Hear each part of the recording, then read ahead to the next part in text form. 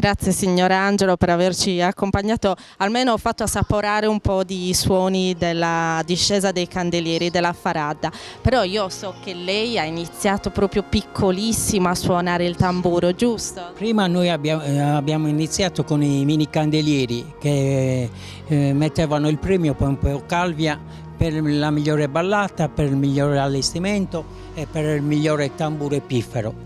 C'era questa signora Mariuccia Calvia che metteva i premi in onore del padre, così che allora mi avevo fatto il tamburo io con 2 tamburelli, una lattina di Giulio Topazio e delle tirelle fatte di corda per tirare. Bisognava arrangiarsi in qualche modo. E poi per tirare un pochettino di più la pelle facevamo un fuoco di carta che la pelle si tirava un po' e si sentiva molto di più. Oggi lei ha trasmesso questa passione anche ai suoi figli, anche alle sue figlie femmine. Sì, io ho 3 figlie femmine, ma ci sono tutte e 3 che suonano il tamburo. Addirittura c'è Monica che ha fatto 2 discese di candelieri insieme a me con i viandanti. Senta, ma adesso non li fa più con la lattina dell'olio topazio? No, adesso già dal 67 li faccio io i tamburi. Li avevo già fatti perché qua a Sassari c'erano pochi tamburinaggi. C'era la buonanima di zio Capai, che era uno che abitava vicino a casa nostra, che poi mi aveva insegnato come suonare, e sempre a orecchio, però ci aveva date le vie lui.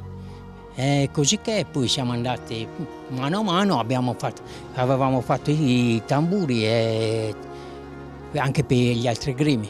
Quali sono i materiali utilizzati oggi per costruire un tamburo? Allora ci vuole la cassa, poi ci vuole una pelle di capra e una di capretto sorto, più le corde e le tirelle. Però qua dove si suona ci sono 2 pelli, tutte e 2 di capra e dietro il capretto.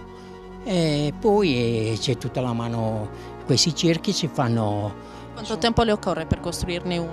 Ma se ci sta giorno per giorno, anche 15 giorni lo fa. Signor Angelo, che cosa significa per lei accompagnare la Faradda? Cosa significa suonare questo strumento? Allora, per me questo strumento è una passione, perché noi quando abitavamo lì in via Maddalena, mio padre faceva il falegname, c'era questi che venivano da Ossi, ci piaceva la melodia. Noi allora ci mettevamo sopra il gradino della porta del magazzino di mio padre, come sentivamo il tamburo, il piffero, scappavamo ad andare a Porta Uzzeri a ascoltare. E lì ci è venuta la passione e poi ce ne siamo entrati anche nel gremio dei viandanti, ci sono quasi 45 anni.